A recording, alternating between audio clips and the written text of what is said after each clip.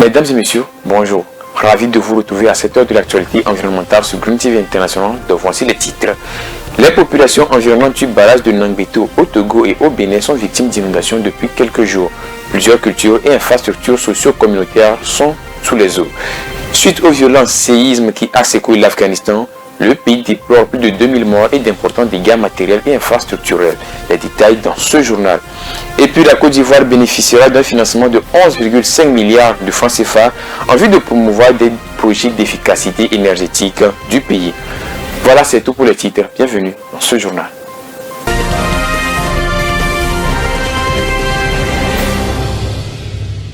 Les villages environnants du barrage de Nangbeto au Togo et au Bénin sont victimes d'inondations depuis quelques jours. Cette situation est due à de fortes précipitations qui ont entraîné un débordement du dit barrage. Les populations riveraines, victimes de ces inondations, appellent les pouvoirs publics à trouver des solutions urgemment à ce problème. Le point avec Irène Pepadine. Le Togo et le Bénin se partagent le fort potentiel du fleuve Mono avec l'une des réalisations phares communes, le barrage hydroélectrique de Nangbeto, en charge de fournir du courant aux deux pays voisins.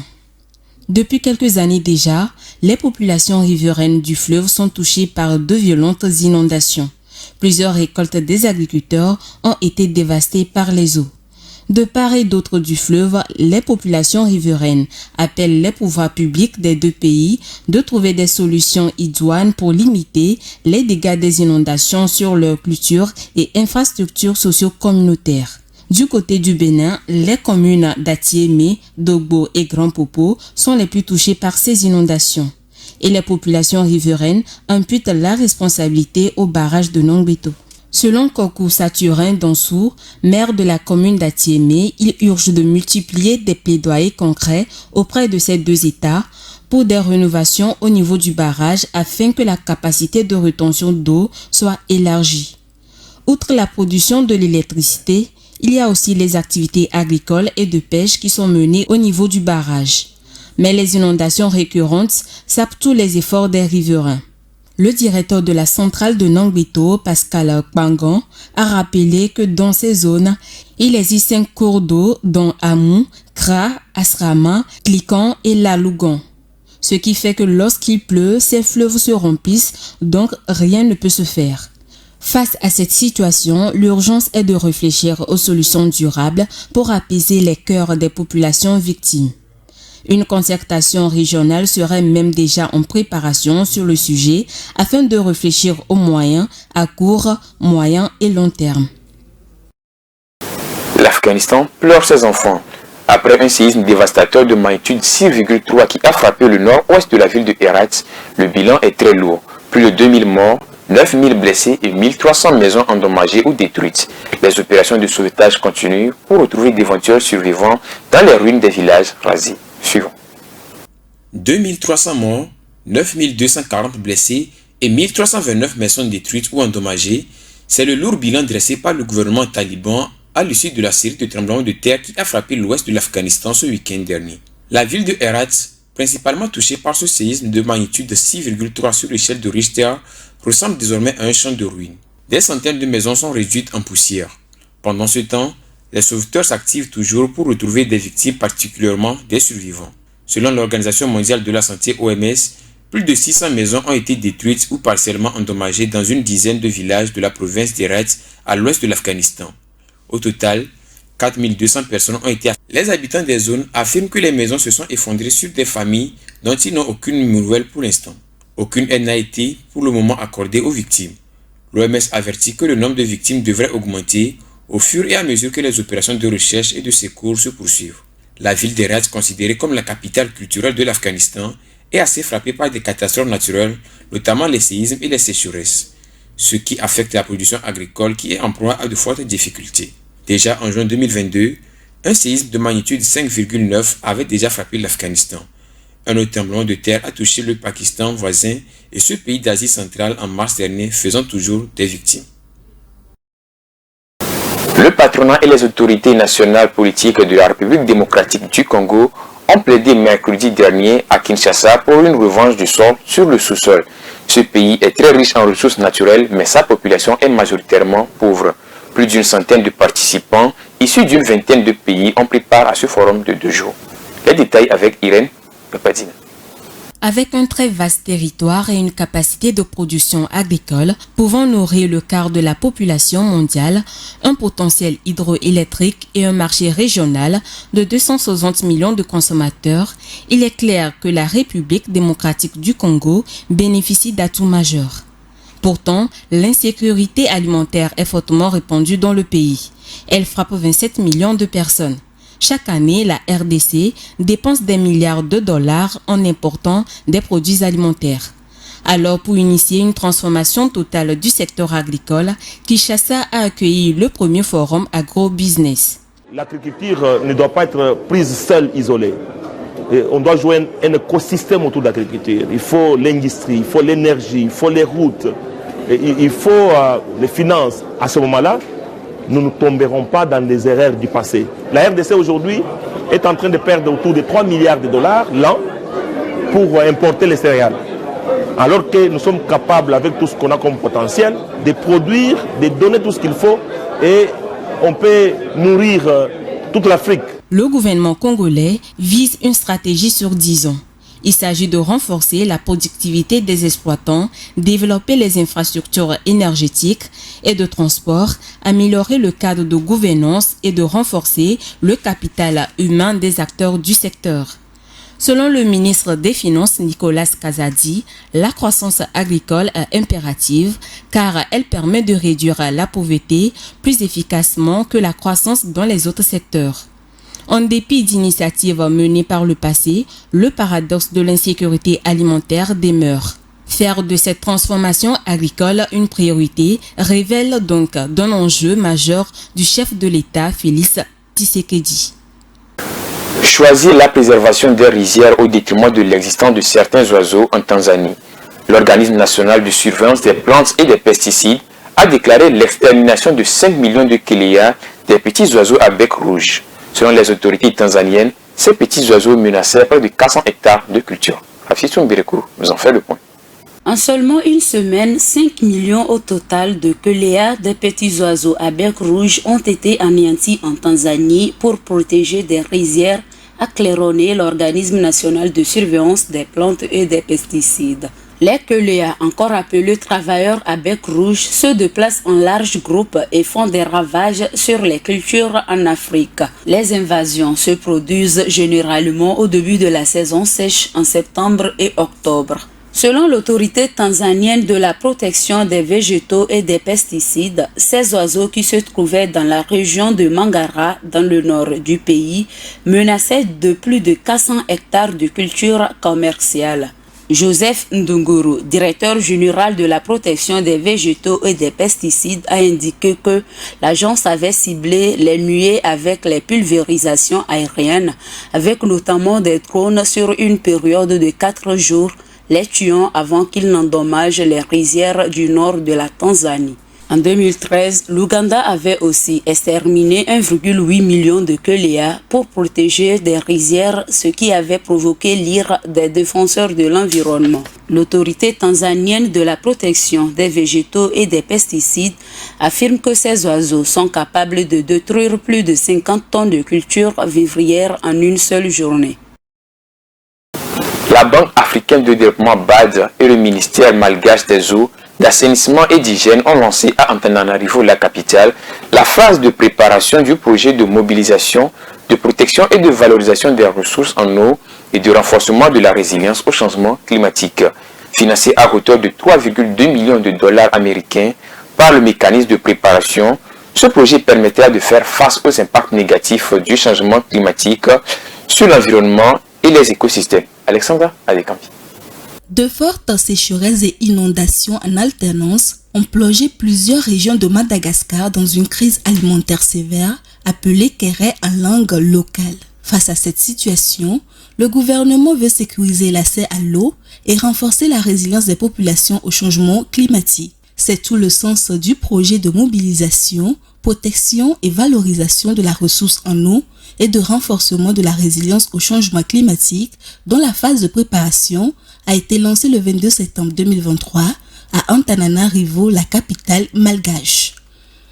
Selon le ministre malgache de l'eau, de l'assainissement et de l'hygiène, Ravo Katrafidi Niavo, le projet vient à point nommé, car le gouvernement y fonde beaucoup pour la réalisation de ce projet qui permettra de mettre fin au phénomène du Kéré et d'accélérer l'atteinte de l'objectif de développement numéro 6 d'ici à 2030. Financé à hauteur de 3,32 millions de dollars américains par le mécanisme de préparation de projets du Fonds africain de développement FAD, le guichet de financement consensuel de la Banque africaine de développement, le projet couvre 6 régions.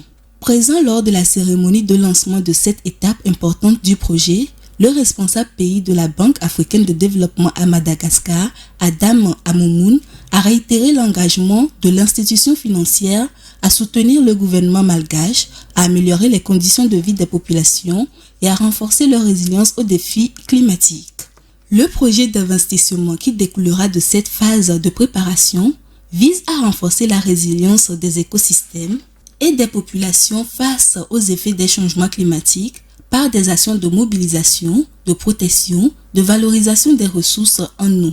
Concrètement, il s'agit de renforcer l'accès à l'eau potable, de réduire les inégalités basées sur le genre, de favoriser le développement socio-économique durable, inclusif et résilient des zones de projet. Un investissement de 11,5 milliards de francs CFA est accordé à la Côte d'Ivoire afin de soutenir les projets d'efficacité énergétique et d'énergie renouvelable. L'initiative vise à réaliser un audit énergétique pour amener la plupart des entreprises consommatrices à réduire leur consommation en énergie fossile. Léonce Saglo. La Côte d'Ivoire a annoncé un investissement de 11,5 milliards de francs CFA pour soutenir des projets d'efficacité énergétique et d'énergie renouvelable. Cette initiative vise à favoriser la transition énergétique et à réduire la dépendance du pays aux sources d'énergie non renouvelables. L'initiative s'inscrit aussi dans le cadre des efforts déployés par la Côte d'Ivoire pour atteindre ses objectifs de développement durable et de lutter contre le changement climatique. Ce financement a été mis à la disposition de 2 banques partenaires, à savoir la Société Générale et la NCA, par l'Agence française de développement AFD. L'objectif du programme est de réduire la consommation d'énergie des entreprises et des particuliers dénommé Sustainable Use of Natural Resources and Energy Finance, SUNREF, à travers le développement des énergies renouvelables, notamment l'énergie solaire et éolienne. Selon Bruce Jérémy Kouadio, économiste, c'est une opportunité qui permettra à la Côte d'Ivoire de pouvoir continuer de développer les approches de réduction de la dépendance aux énergies. Il affirme aussi que la Côte d'Ivoire dispose de plusieurs ressources qui permettent de mettre en œuvre cette transition énergétique, en l'instar des déchets agricoles qui peuvent être utilisés dans le cadre de la production d'énergie renouvelable. Il est à savoir qu'une partie de l'investissement sera consacrée à la mise en place du système d'éclairage économe en énergie dans les bâtiments, la promotion de l'utilisation de l'énergie solaire dans les industries et la sensibilisation des citoyens aux gestes éco-responsables. À côté de cela, le potentiel est énorme en Côte d'Ivoire. Les défis au niveau de l'efficacité énergétique résident dans la réalisation d'audits énergétiques pour réduire et amener la plupart des entreprises consommatrices à réduire la consommation tant en pétrole, en gaz qu'en électricité, a déclaré Bruce Jérémy Kouadio. Précisons que les engagements à la COP 21, intitulés Contributions prévues déterminées au niveau national, ont pour but de réduire de 28% les émissions de gaz à effet de serre entre 2014 et 2030. C'est dans ce contexte qu'intervient le programme de finances vertes SUNREF Côte d'Ivoire qui vise à promouvoir les investissements du secteur privé en faveur de la transition énergétique ivoirienne. Publié en marge de la 78e Assemblée générale des Nations unies à New York, le dernier rapport sur le développement durable en Afrique évalue les progrès du continent dans la mise en œuvre des 5 principaux objectifs de développement durable ODD. Il révèle que les progrès constants sur les cibles clés des ODD, en particulier sur la couverture du réseau mobile 4G, l'accès à l'eau potable et l'électricité. Alexandra Dikambi. Sur les 48 pays évalués en Afrique, seuls l'Égypte et la Tunisie sont en bonne voie pour atteindre l'objectif de l'assainissement de base universel d'ici à 2030. Le rapport 2023 sur le développement durable en Afrique indique qu'en ce qui concerne le 6e objectif de développement durable ODD 6, les pays africains ont amélioré l'accès à des services d'eau potable gérés en toute sécurité, mais il subsiste une importante disparité entre les zones rurales et urbaines. 3 Africains sur 5, soit 411 millions de personnes, manquent encore d'eau potable gérée en toute sécurité. Le rapport appelle les pays africains à investir dans les infrastructures d'eau, d'assainissement et d'hygiène, à renforcer les capacités de gestion intégrée des ressources en eau. Le rapport 2023 intitulé « Accélérer la reprise au sortir de la pandémie de la maladie à coronavirus et la mise en œuvre intégrale du programme de développement durable à l'horizon 2030 et de l'agenda 2063 de l'Union africaine à tous les niveaux » a été publié aux marges de la 78e Assemblée générale des Nations unies. Il a été produit par le Programme des Nations unies pour le développement PNUD, la Commission de l'Union africaine, la Commission économique des Nations unies pour l'Afrique et la Banque africaine de développement. Le document évalue les progrès de l'Afrique dans la mise en œuvre des 5 principaux ODD, à savoir les ODD 6 eau potable et assainissement, ODD 7 énergie propre et abordable, ODD 9 innovation, l'industrie et les infrastructures, ODD 11 les villes et les communautés durables et ODD 17 les partenaires. Outre l'accès à l'eau potable, le rapport révèle des progrès constants sur la couverture du réseau mobile 4G et l'accès à l'électricité. Le rapport note bien que l'Afrique progresse vers la réalisation des ODD, le nombre d'objectifs en bonne voie est inférieur à celui des objectifs nécessitant une accélération ou une inversion de tendance. Il appelle à des interventions rapides pour accélérer les progrès des pays sur les principaux ODD et les aspirations, objectifs et buts de l'agenda 2063 de l'Union africaine. 45 pays se sont engagés à restaurer près de 10 500 km² de récifs coralliens. Pour ce faire, ces pays vont lever 12 milliards de dollars d'ici 2030 afin de conserver et restaurer les récifs coralliens menacés dans le monde entier par le changement climatique. On fait le point avec Rafitsou Mbireko.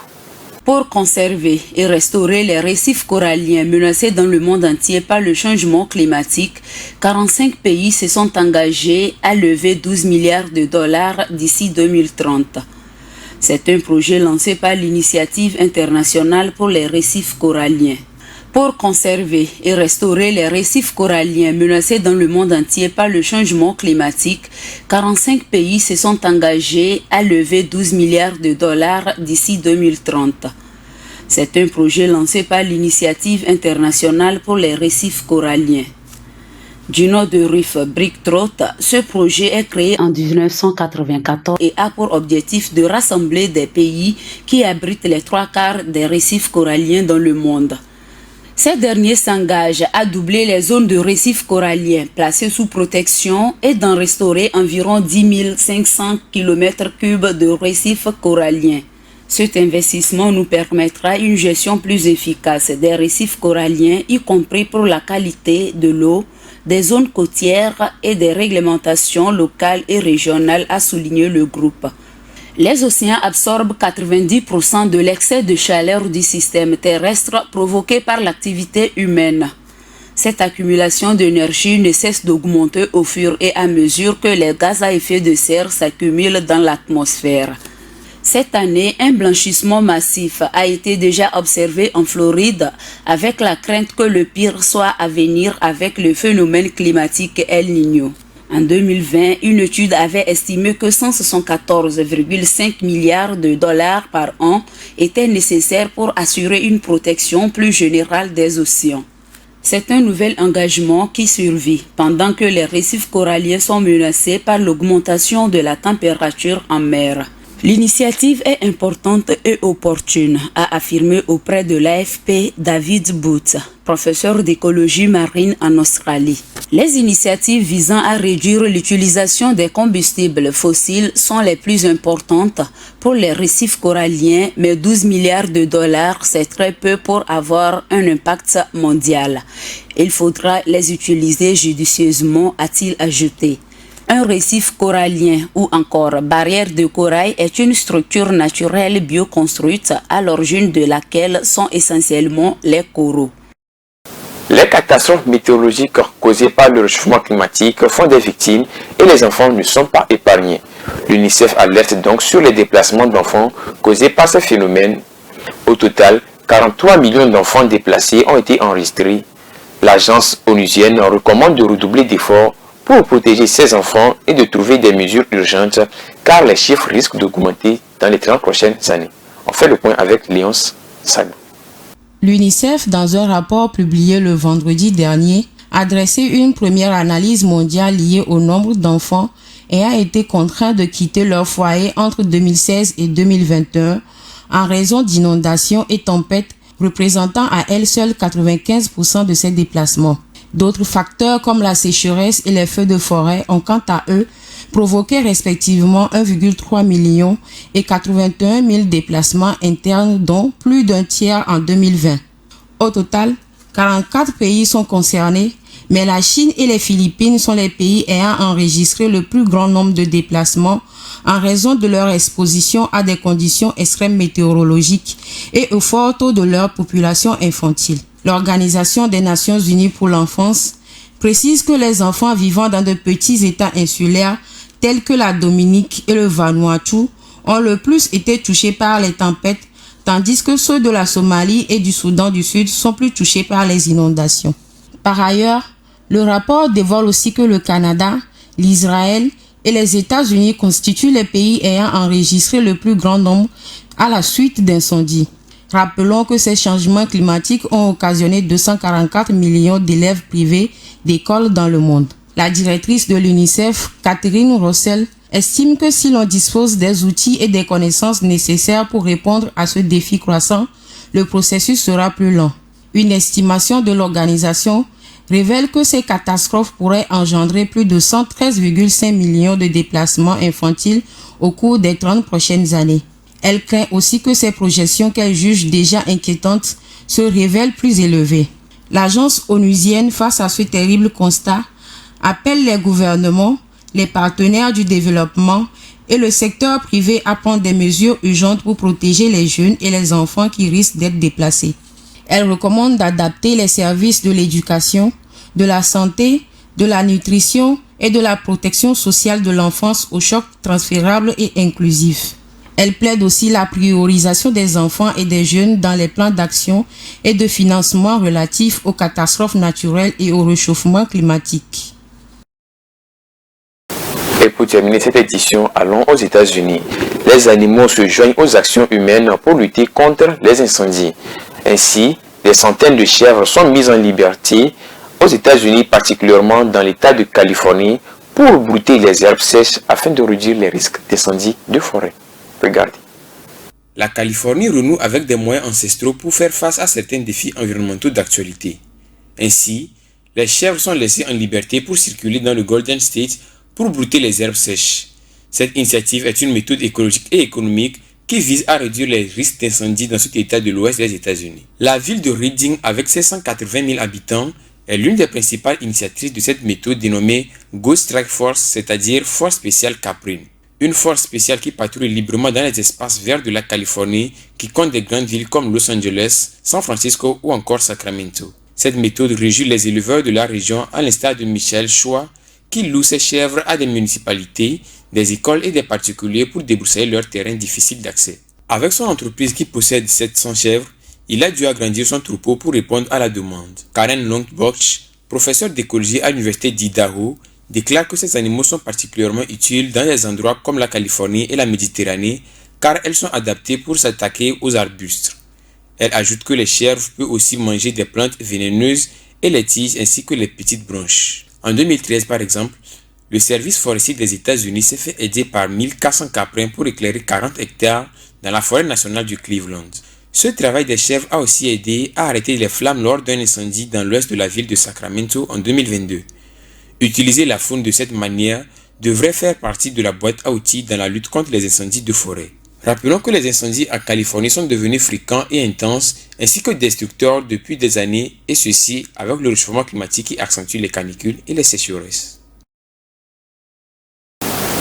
Voilà qui met fin à cette édition. Merci de votre attention.